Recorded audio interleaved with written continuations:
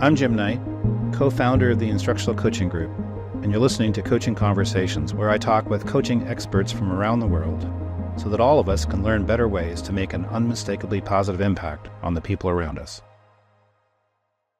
So, Dr. Courtney Teague, it is such a pleasure to see you. And we first met, I think it was during early in COVID, like just a couple of weeks after the lockdown. I put a message out on Twitter that said, is there anybody out there who has a playbook for distance learning?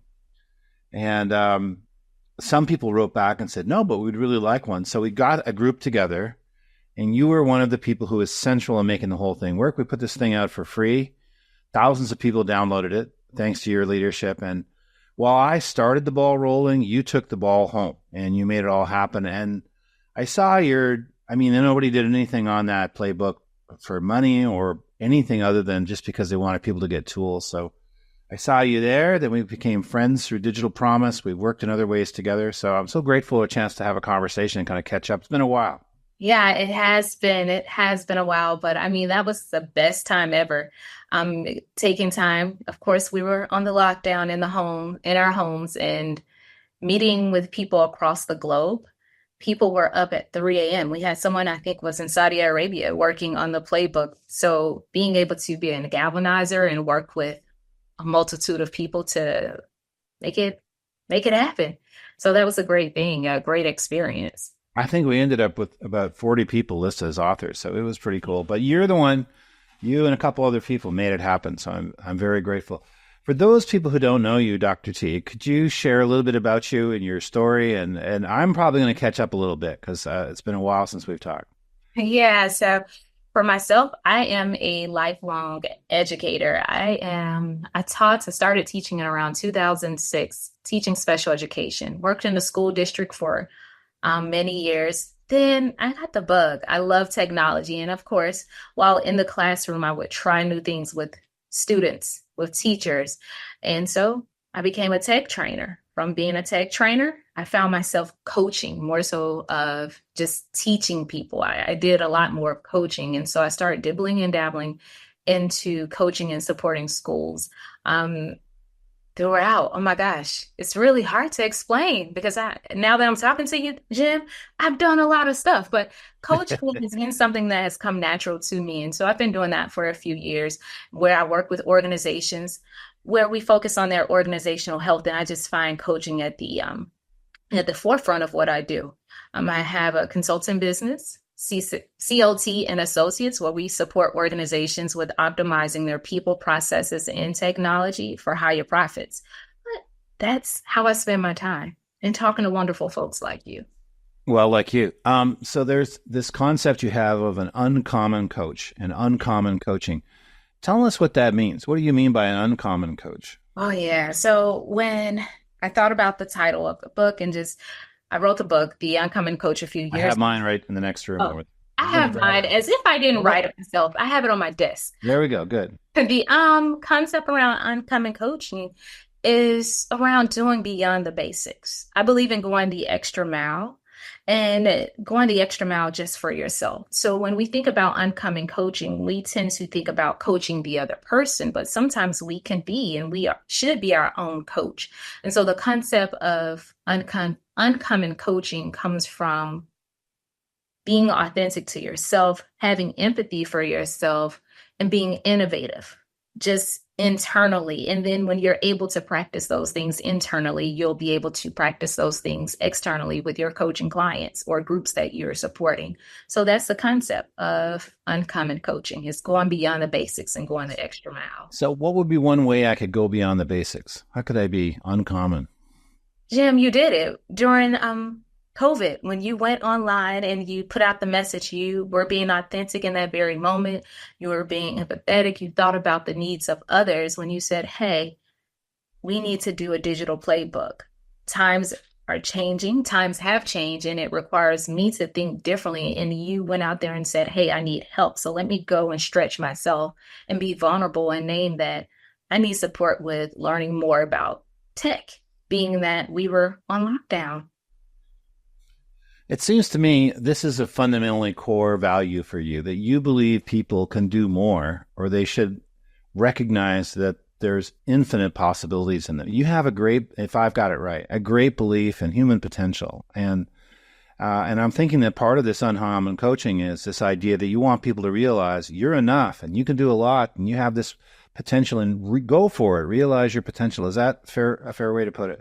I think so, because when I think about the people that I support, um, the areas that they have challenges that are like the most common challenges I see with many of coaching clients is that they lack confidence, they have the fear of change, and the fear of balancing multiple priorities because they have doubt, like self-doubt. And these are things that I had to experience myself and that I'm still growing through. So therefore, that's why I'm qualified to talk about it, because I've had that experience. And so I want people to be able to create a brave space within so they can name that, hey, I need help here, but there may be another person where I need support, but there may be another person that's available to support me in a space that may not be per se a strength or an area of need for me. Is it the idea to be true to yourself too, to find your true self and go after that? Is that part of it? Find your true self, and your true self will be uncomfortable. You won't find your true self in the space of comfort. Will not, because when you're in the space of comfort, you will not stretch yourself. You will not know whether or not you can operate at your full or your greatest capacity if you're not willing to take a risk. And part of taking a risk, part of being uncomfortable is risking a lack of approval from others, to not live your life according to other people's ideas of what you should be, but to live your life according to you. Would you say that's fundamental to your ideas? Absolutely. Because when you begin to live your life based on what others believe you should be, you will not understand who you are. You will not be able to sit with yourself. Now you're making decisions because someone is pushing off what they think you should be onto you. And now you're going to be in a space of confusion. You're going to have your inner thought, your inner me talking to you, and then you're hearing the outside forces and you won't be able to decipher which is right. And now that's where inner conflict comes from. And when that inner conflict happens, it will begin to manifest in how you treat others and how you behave, all because you were not willing to sit in that discomfort and you were trying to listen to all those external forces. And I'm thinking the better you understand your inner self, your grounding principles, who you are, what you're about, what you're trying to do, the better you have a clear picture of that, the more you can walk through the world with courage and say the things that have to be said in whatever moment it might be. In our case, probably in order to do what's best for kids, but you have the courage to say things because you know who you are. Absolutely. And when you know yourself, you won't be afraid to engage in conflict. Because oftentimes when we think about conflict, we think of conflict as being negative, but sometimes conflict is necessary to get a commitment and to be able to hold yourself and allow for others to hold themselves accountable as well. Yeah, I had this opportunity with Christian Van Nieuwerburg, my friend, that you know Christian really well too. And we were writing a paper together. This would have been about 7 or 8 years ago, Christian and John Campbell and I. And Christian is more of a facilitative coach, or at least he used to be, and so is John, and I'm more of what I call a dialogical coach. And we're trying to write this paper about coaching and education. I said, I don't think we can write the paper. I think our views are too different. I'm out. And Christian said, no. He said, we have to keep working. He said, we can learn from each other. We can share ideas, and in sharing ideas, we can expand our worlds, and we can both learn from each other. And that's exactly what happened. But he stuck with it. He had the courage to stay with it and say, no, don't back off. For him, the conflict was a good thing because it meant we could learn from each other. And we have. Christian and I are writing a book on dialogical coaching. And I fully understand and support facilitative coaching. And so had we not written that article together and stayed with it because of Christian's leadership, and John was very supportive of the whole thing, but it was Christian who drove the car. Well, we would have been way much more impoverished in terms of what we know about coaching. So conflict, I agree 100%. Learning comes from conflict. I'm going to learn a lot more from somebody who disagrees with me than someone who just says, yes, you're right, I agree completely. So I'm all in for it. Yeah, I get it sometimes when it comes to conflict and I hear someone who thinks differently than me. I look at it as that's who that person is. That's them showing up as their authentic selves. And so therefore it gives me a space to ask questions to understand, because they may have had experiences, and they have had experiences that are different than mine. And so I'm able to see it and shift the perspective and see it from their point of view. My metaphor for this recently, we're right in sync here with this whole issue. My metaphor has been approaching the world with open hands. And so approaching the world with closed hands is to say, hey, I figured it out. I know what it is. And anything you say is a threat to me, so I'm going to fight back. Mm-hmm. But open hands is, I want to hear everything. I want to learn. I want to be experiencing it. If it's different than mine, actually, I want to learn more, because I'll learn more from people who disagree with me. I want to seek out disconfirming evidence. And whatever the situation is, to be open to it as opposed to closed. An example of that would be giving a presentation where you want things to go a certain way, and then they don't go your way, and you start to freak out because this isn't exactly the way I want it to be. But open hands is, well, how can we deal with this situation? Right. Open versus closed. I found that metaphor, comes from Henry Nouwen, not from me, but I found that metaphor to be really helpful. Yeah. It makes me think about acceptance is not agreement. Right. And when we know that acceptance is not agreement, we're telling ourselves that it's okay for us to accept you for who you are, and it's okay for you to accept me for who I am. And I'm not trying to change you, because when people feel that you don't accept them, that you want them to change to meet your mold, that you have a checklist of what is right and what is wrong. And when we think about it, let's not try to win a battle at the expense of losing the whole war. So let's focus on that. Yeah, I actually think seek out the conflict, because the conflict is where growth comes from. So now, don't seek out people who treat you like crap, but seek out people who No, you're running from those. Like you. Yeah. So one of the things I'm wondering about is, you are one of the most up-to-date with it people in terms of what's happening. How do you stay up to date with all the trends, techniques, and ideas that are happening in coaching? How do you stay so up to date? Jim, let me tell you this. I learn and I seek to learn about coaching in ways that are not traditional. At 5:00 in the morning, multiple times during the week, I go to the neighborhood Starbucks, and I sit there in Starbucks and I watch the manager and how she engages with her team and how she gives them feedback, and she sets goals. She sets just-in-time goals, and she makes sure everyone understands the goal for the day. I will sit and just watch her. I seek to learn in all spaces. I don't just think about formal industry conferences. I do go to conferences. I participate in conferences and workshops and courses, but I seek to learn across all fields. Even when I went to the doctor's office, I was thinking about automation as it relates to coaching, because when we think about coaching, after you have that coaching conversation, you should immediately follow up during the coaching conversation with the next steps, but it makes application a lot easier and implementation a lot easier as soon as you send an email or a message. I went into the doctor's office. I saw that they had an automated system that as soon as I walked out the door and they cleared me out of the portal, I received a text message to receive a survey. So I seek to learn about coaching in all spaces, and it's industry agnostic. Mm-hmm. Mm-hmm. And so what are some of those spaces in terms of, you can go to Starbucks, but the books, the podcasts, courses you recommend, all the things you're doing that help you learn more about coaching? Of course, instructionalcoaching.com will be top of your list. But aside from that, what else have you got? Yes. Nice for the plug, Jim. Nice podcast too, Coaching Conversations. Yes. The Coaching Conversations. Yes. I have The Coaching Habit as a book that I keep near and dear. I go on Instagram and actually TikTok. I go and do a hashtag search for coaching conversations, examples of coaching. I go on TikTok and watch those. I watch ESPN when they have the coach chats on ESPN, where the coaches come in and they describe their teams.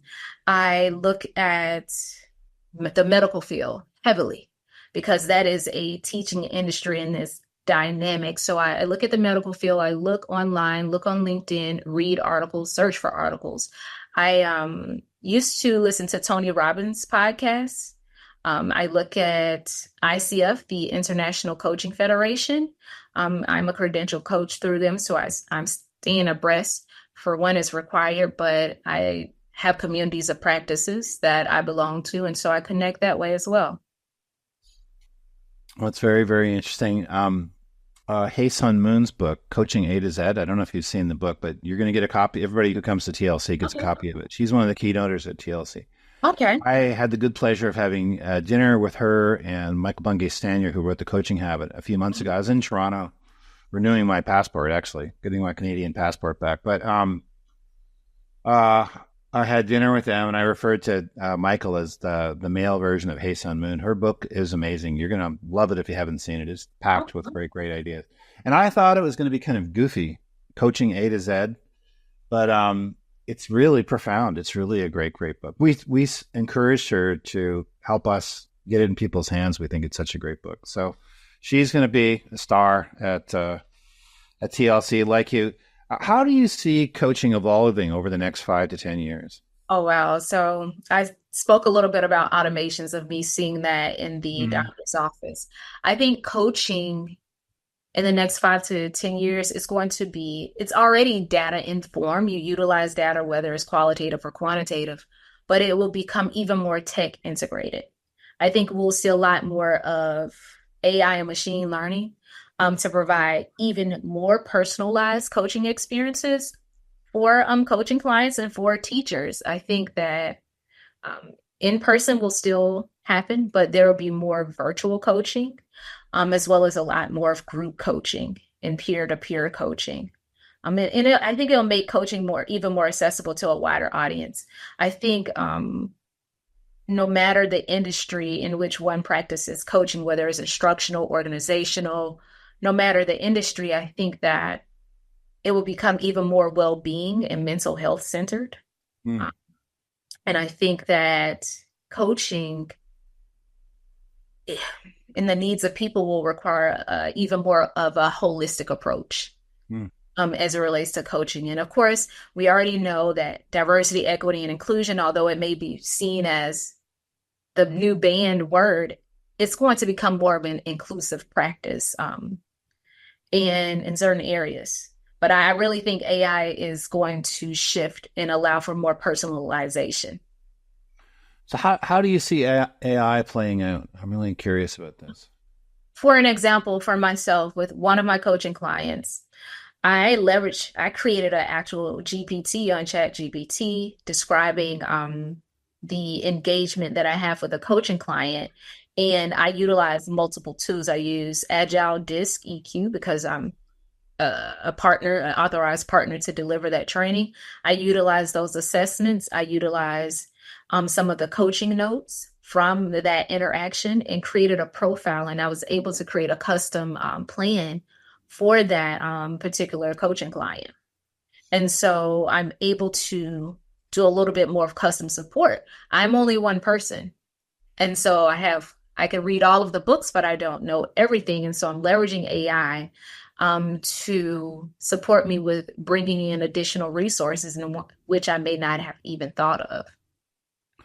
I was working with a coach, and she was working with a teacher, and the teacher wanted to increase student achievement, and she wanted to do it through gradual release, the I do it, we do it, you do it thing. And probably the best book on that, the most comprehensive one that I know of, at least, is Fisher and Fry's book. And I forget what the name of the title is, but it's about gradual release. Mm-hmm. Structured learning is part of the title. So I said, well, let's just see if ChatGPT can create a checklist for gradual release.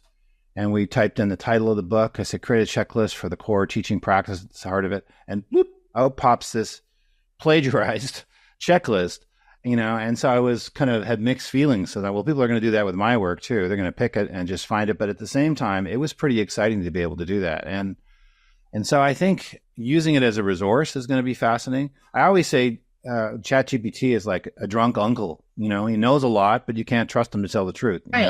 Right. Right. You have to think about ethics. You have to think about your ethics. And then also, I utilize ChatGPT and other AI tools as assistive technology. I don't use it for the end all be all.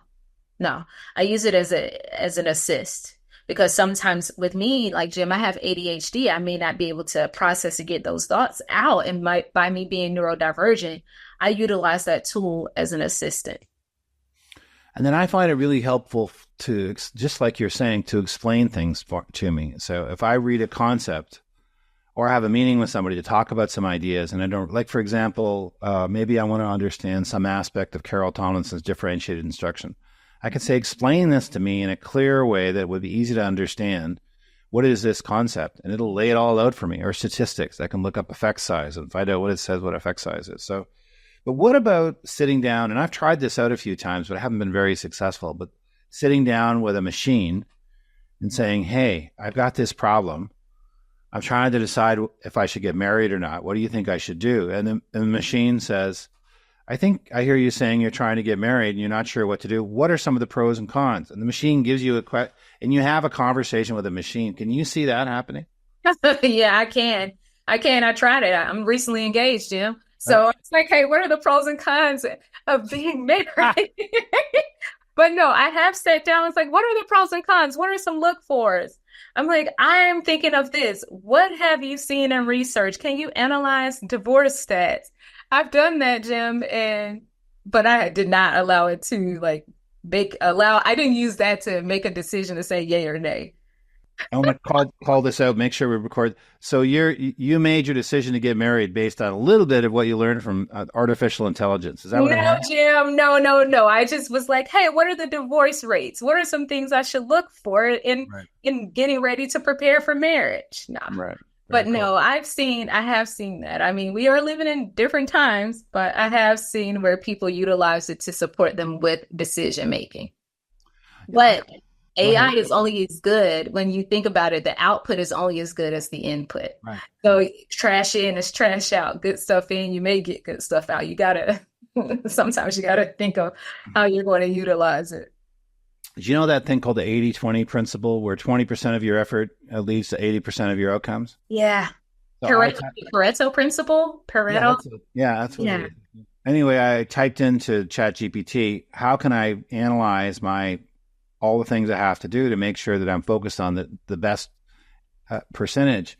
And it gave me some really good advice. Well, here are some things. Make a list of your things, set a criteria, judge it all out. And I thought, in 1 second, boop, there's all this stuff. So I think it is going to be interesting. Do you have any fears about artificial intelligence looking ahead? Yeah, I'm nervous that people may utilize it and weaponize it, because with ChatGPT and other platforms as such, as I said before, what goes in comes out. And so we may have people with heavy biases and intentionally putting content within the tool to cause it to spit out information that is filled with biases and hate. And so it's more so that it's not a tool concern, it's a people concern. It's a moral concern of people that don't have good intention, that they'll utilize it to weaponize it and cause pain against a group of people or a marginalized group of individuals. That's such a good thought. And I hadn't thought about that. I mean, Hitler could use artificial intelligence to be more effective. So artificial intelligence has no moral conscience. It's just a machine. So, yeah. And we're the people behind it. And so that's the concern I have, that I'm concerned about how people utilize it and how they will weaponize it. Mm-hmm. Yeah, it's probably, I'm sure it's already happening. So that's a great point. So I still like human advice, though, not just machine advice. So I'm wondering, do you have any questions you go to as a coach, or strategies you believe in, things coaches can do? Any word of advice for something you think that you would give a coach, especially a coach starting out? Probably people will see this when they're just getting started. Yeah. As a coach, always ask for permission. So if someone says they want to know your thoughts, always ask for permission before you tell them what you think. And let that be your last resort. I think that as a coach, you should listen more than you speak, and listen to understand their perspectives, and understand that you should always remain curious and committed to that particular person that you're supporting, their journey. Your role as a coach is not to give them advice, not to solve their problem and be a consultant, but to empower them to find their own solutions and their own paths to success. Because if you keep learning, you'll see that more than likely we have the answers within. We just need support with being adaptable to change and unearthing what we already know. And so as a coach, your growth is contingent upon the people that you're supporting, um, their growth. And like you have to keep evolving and knowing that what you knew yesterday may not be true for today. And that you may come across coaching clients in which you don't agree with what it is that they choose to do, but you have to accept that that's what they want. The ownership is for you. The ownership for coaching lies within you and with the questions that you ask, which they should not be leading, but should be supporting them with unearthing what it is that they want to do. So ask for permission kind of when you step out of the role of just listening and asking questions. If you're going to do something more, say something like, Yeah. I say to them, is it okay with you if I share? Yeah.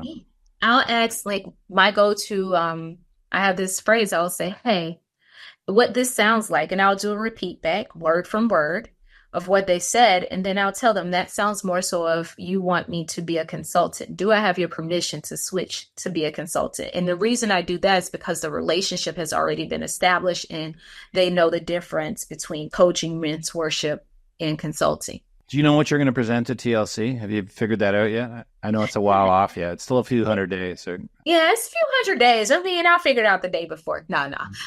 With it is more so about, it's around mindset too. It's centered around mindset.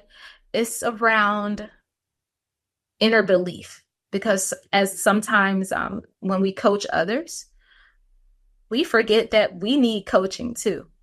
And how can we be a coach if we don't have a coach? And this more so is about me supporting them with being their coach and supporting them with their mindsets around it. I'm looking forward to it. This is, I think, your third or fourth TLC, at least third, if not fourth.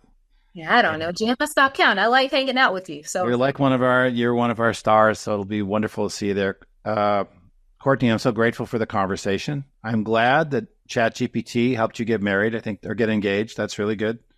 And I'm grateful for all your ideas. And I hope I can be more uncommon. I think that's a wonderful idea to strive for. Yeah, thank you so much.